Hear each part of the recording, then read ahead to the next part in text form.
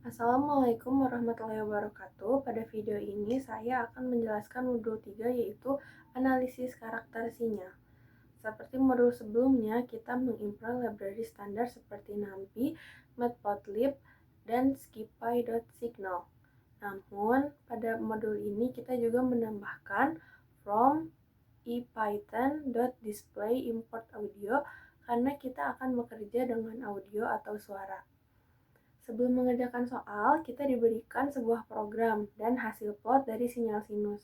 Parameter yang digunakan adalah frekuensi sama dengan 4 Hz, durasi sinyal selama 1 detik, dan frekuensi sampling sama dengan 100 Hz.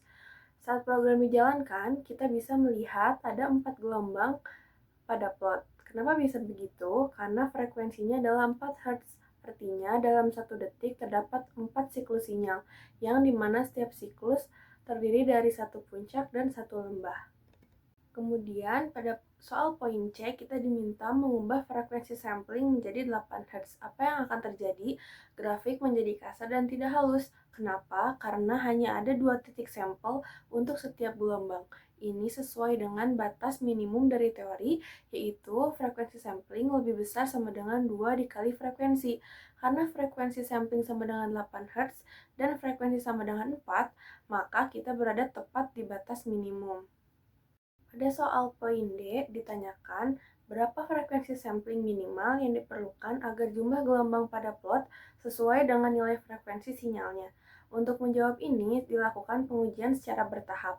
Saat frekuensi sampling di set ke 9 Hz, hasil plot masih belum sepenuhnya menampilkan 4 gelombang yang jelas.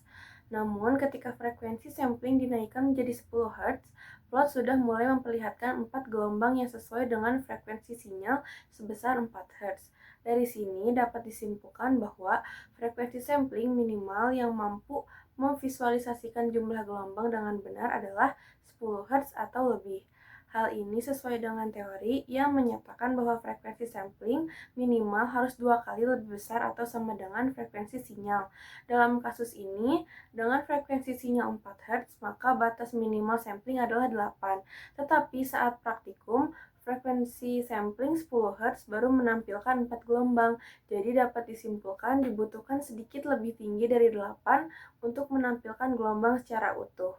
Selanjutnya, kita masuk ke bagian analisis suara.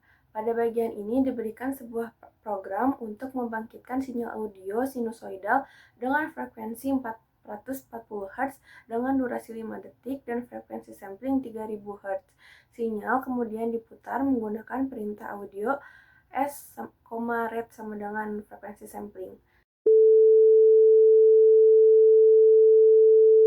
Nah, pada soal poin A, kita diminta untuk mengganti frekuensi sampling menjadi 1500 Hz. Apa yang akan terjadi? Meskipun nilai 1500 Hz secara teori sudah lebih dari 2 kali frekuensi sinyal 440 Hz, dan memenuhi syarat dari teori, namun kenyataannya audio tidak bisa diputar di sistem karena standar frekuensi sampling pada sistem untuk audio digital adalah minimal 8000 Hz. Pada poin B, pada audio 1, parameter yang diubah adalah parameter frekuensi karena ketika frekuensi sinyal diturunkan dari 440 Hz ke 260 Hz, suara terdengar lebih rendah karena frekuensi menentukan tinggi nada atau pitch dari suara. Frekuensi yang lebih tinggi menghasilkan nada yang lebih tinggi juga, sementara frekuensi yang lebih rendah menghasilkan nada yang lebih rendah juga.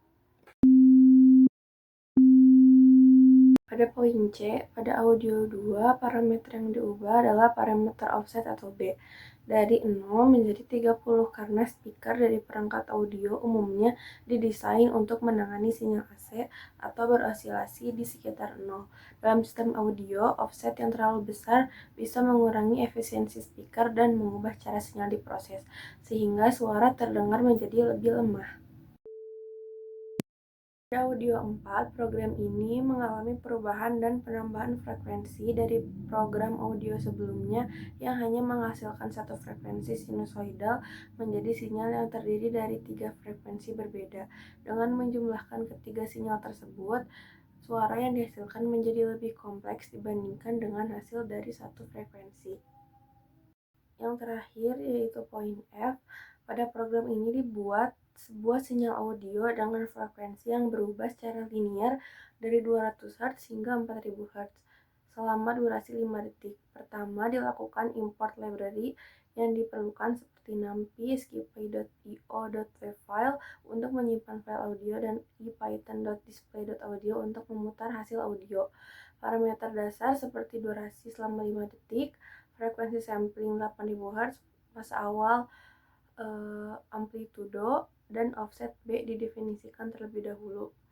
Vektor waktu T dibentuk menggunakan np.linspace, kemudian frekuensi pada setiap titik waktu dihitung dengan rumus f_t sama dengan 200 tambah 4000 dikurangi 200 dikali T per durasi, yang artinya frekuensi akan bertambah secara bertahap dari 200 Hz di awal hingga mencapai 4000 Hz di akhir durasi. Untuk menghasilkan sinyal sinusoidal dengan frekuensi yang berubah-ubah tersebut digunakan np.chumsum f_t per frekuensi sampling sebagai bagian dari argumen sinus. Karena kumulatif, frekuensi akan membentuk perubahan fase secara dinamis. Hasil sinyal S kemudian dinormalisasi agar tidak melebihi batas amplitudo, lalu ditampilkan menggunakan fungsi audio S, ret, frekuensi sampling sehingga bisa langsung didengarkan.